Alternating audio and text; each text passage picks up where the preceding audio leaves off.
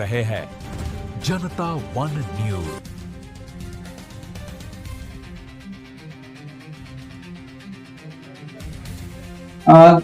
इसमें मैं यही कहना चाहूंगा क्योंकि पिछले बार जो हम लोगों ने जो पूर्व की जो हमारे उपायुक्त महोदय थी उनके अध्यक्षता में हम लोग जो बैठक किए थे शुल्क समिति में, तो उसका हम लोगों ने ये निर्देश सभी विद्यालय को दिया था कि बुक जो है वो चेंज नहीं करनी है। जब भी बुक वगैरह आप यदि चेंजेस करते हैं किसी भी क्लास का, तो आप जो है जो विद्यालय स्तर पर जो गठित शुल्क समिति है, पहले आप मामला वहां पर रखेंगे, वहां पर निर्णय लेने के बाद जो है आप बुक चेंजेस की कोई कार्रवाई करेंगे। वो पहला पॉइंट है। दूसरा पॉइंट ये है कि किसी भी एक दुकान में बुक खरीदने के लिए पेरेंट्स को आप दबाव नहीं डालेंगे। आप जो है वो आपने विद्यालय के सूचना पट में ये सूचना प्रसारित कर देंगे सभी पेरेंट्स को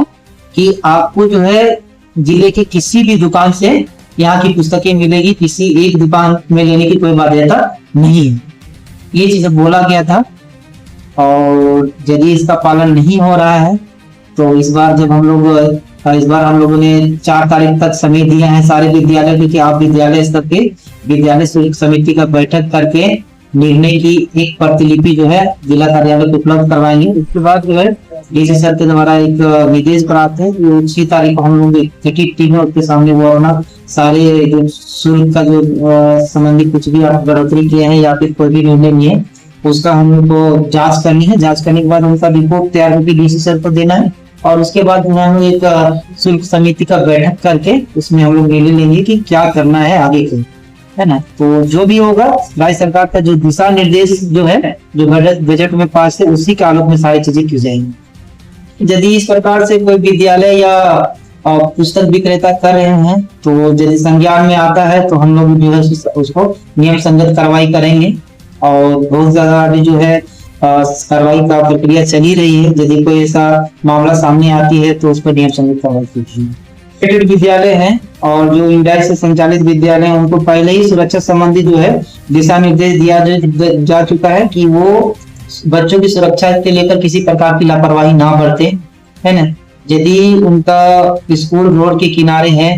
तो जब बच्चा स्कूल आए और बच्चा का जब स्कूल के बाद छुट्टी होती है उस दौरान अधिक सतर्क रहें और बच्चों की सुरक्षा का ख्याल रखें। तो ये बोला गया है यदि इसमें किसी प्रकार से कोई लापरवाही करते हैं तो उन पर वही है कि आपका पार्टी का नियम है और भी बहुत सारा जो नियम है उसके आलोक में उनको कार्रवाई की। पहले बताए थे अभी बता रहे हैं क्योंकि पहले जो था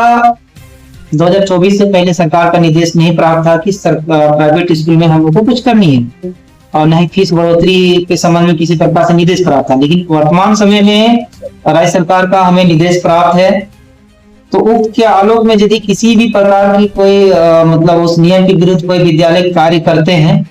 और वो सामने आती है तो उनके